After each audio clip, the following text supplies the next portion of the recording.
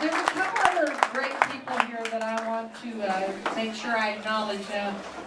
Representative Mimi Stewart is here. Thank you for being here. She's a fighter in the truest sense. In fact, we've had a couple of fights, but we're over it. Yeah, we're over it, man. Do we have any other? I know that Karen Montoya Danny Hernandez is here from the Flood Authority. Thank you, Danny, for being here. We pass each other on our bicycles every once in a while in Mount Hill. And Bruce Thompson, who's running for a MAPCA. But thank you all for being here, because anybody who runs for office at any level deserves to get credit for that, because it's not an easy road, and this year it's especially tough in some of our districts. And that's what I want to talk to you about. Is you've heard a little bit about my opponent. And I want to tell you one little anecdotal story. Where's Herb? Herb's out here somewhere. My husband Herb. We were out the other day and we ran into a friend of ours who was telling us that he was at a golf game and he was getting out of his car and taking out his golf clubs, and he had my sticker on the back of his car. And the guy next to him got out and came over and very nicely said, "So tell me why you're for Diane Denish." And he looked the guy in the eye and he said, "Because I know the oath." He said, "I know what Susanna Martinez is about. And I know what Diane Denish is about." Now, frankly, I don't want Susanna Martinez to be my standard. I want my standard to be a little higher than that.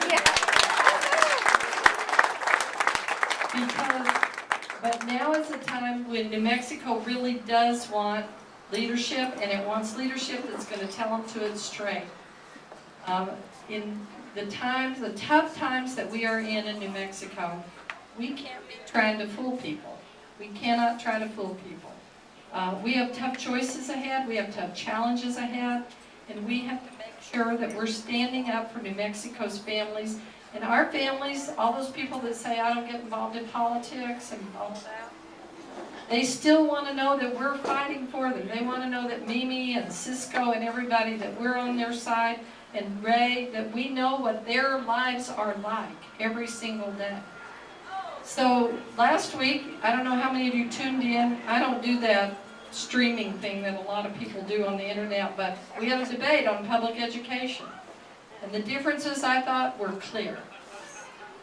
We agreed on some things. That we know every child deserves a quality education, that we have to keep working to improve education. We know that we agree on those things, and the status quo should never be good enough for us, because education is always a work in progress. But here's where we do disagree. She still says she never said it, but you can check it out on YouTube.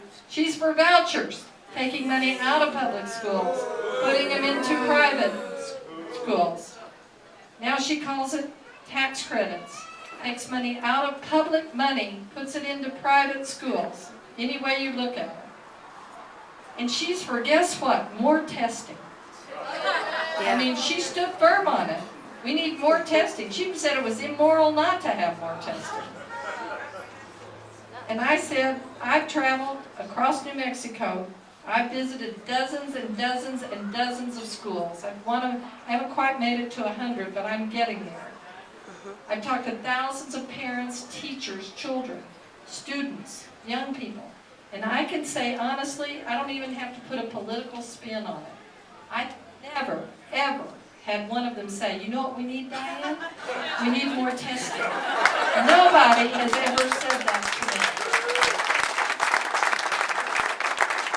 What we need is the resources in the classroom, funding the best teachers, making sure we have innovation at work, technology at work, giving kids a promise to and a path to a career, to college education, to the military, whatever they want to do, giving them an opportunity and to get the best start that they deserve through early childhood, through the K+ program, through the 4-year-old pre-K program, through home visiting, the things that get our kids off to a good start and then give them the opportunity to stay in school. That's what we need. So the differences on education are very, very real. And when it comes to funding, I say we have to work together to fully fund public education, not to take money out of public education. You know, I'm going to just say a couple things here. My friend Ray Birmingham, who coaches the Lobo baseball team, is a good old Hobbs guy. Coach Birmingham, thank you for being here. I'm a product of a public school in Hobbs, New Mexico. And his kids went to school there. And now I have a granddaughter in APS. She's in public schools. I have a stake in the game. And that's why I want public education to be everything it can be. And my daughter Sarah's right over there, and she's a product of Albuquerque Public Schools. So we believe it is a value. But what else is there that we have to be talking about? This tough economy. How are we going to close that budget gap? How are we going to create jobs? You know, we're standing in the heart of the small business. What do you call this place, Cisco? The Nob Hill, the People's Republic. The People's Republic of Nob Hill is the People's Republic of small business. Every place you go in this district, right, Counselor, is a small business. Hey Johnny's, you know, Satellite Coffee, you know, Il Vicino, all down there, O'Neill's Pub. This is it. And we have to support local businesses in a way we never have before. Now, it might not all be retail like Nob Hill. Research and development, alternative energies, our film industry, all of those things create a small business community in New Mexico. That's how we're going to create jobs, because I'm telling you, the days of getting the land and the big fish, they're on ice right now. Companies are not moving, and we don't have the incentives to bring them here. So we have to make sure that we're shoring up, supporting entrepreneurship, creating tax credits for small businesses that create jobs. Joining up with the healthcare reform bill, where you get a tax credit providing health care for your employees. Making sure that we bundle those things up and give those incentives to small business to create job after job after job.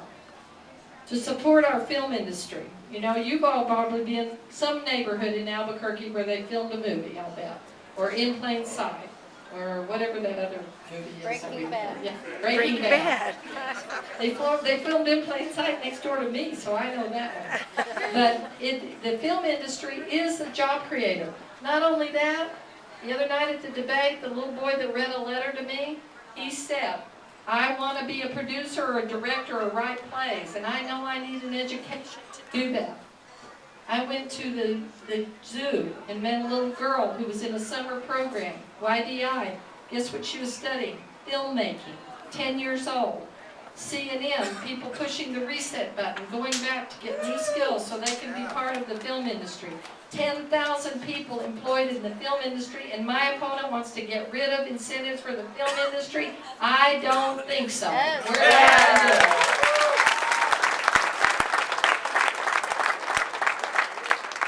So those are the kind of things that are really important in this campaign. And at the end of the day, you guys, it isn't going to be about the death penalty. It isn't going to be about her standing up there with all those fake police officers. It's going to be about things that matter in people's lives. It's going to be about things that matter in people's lives. How am I going to create economic security for my family? How am I going to make sure that my child gets a quality education? How am I going to make sure that we have preventive health care services for our children and adults?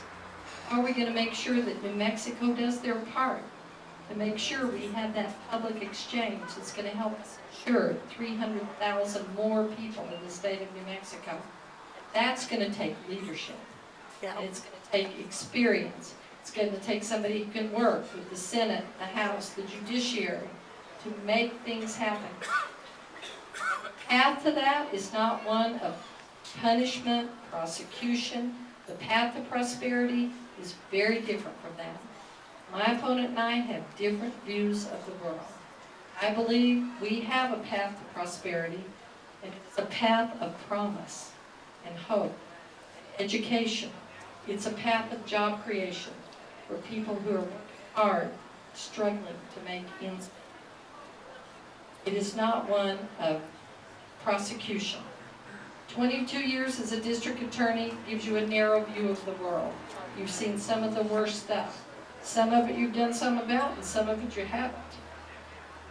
And regardless of what my opponent says, we are going to keep plugging forward and talking about those things that matter to our families, because we have a stake in the game too. Let me just say one thing about legacy. People say, well, what is it you want to be your legacy if you're governor? Let me just tell you, if I do a good job for you, you'll figure out what my legacy is. I don't have to figure it out for you. If I do a good job as your governor, I'll be able to go back to Nob Hill and have a cup of coffee or a scoop of ice cream or a sandwich and see you there, and you'll come to me and you'll say, Diane, you did a really good job as our governor. I want to thank you for being a good governor. That's what I want my legacy to be. Woo! You bet you're Woo! patootie. I'm going to work every day to be your governor, and that's when the work will start. And I'll need your help. But I need your help to be the governor. Yes. Yeah. We need volunteers. We need boots on the ground. We need you walking. We need you phoning. We need you working your neighborhoods. We need Cisco working his neighborhood. We need Ray working his district. We need Mimi's working her district hard every day already. We need you knocking on those doors. We need 150 volunteers on, I don't know, every day or election day. We're going to push that vote out the door. Because, you guys, this is going to be a nail-biter race. Right now, we're either head-to-head, we might be a few points down, we might be a few points up. But we have a path to success because we're Democrats and we know what to do to get there. And every day, this state learns something new about Susana Martinez. We know that, you know, all the things she's pledging to do, she's kind of part of it. Giving those sweetheart deals in her office, giving away her border security money for bonuses, claiming credit for things she didn't do. The more New Mexicans learn about my opponent, they will know that she is not fighting for their families. She's fighting for her buddies and her friends. She's fighting for herself, but she is not on the side of New Mexico families. But for me to be on the side of New Mexico families, I need you on my side for the next 67 days. Are you going to do that?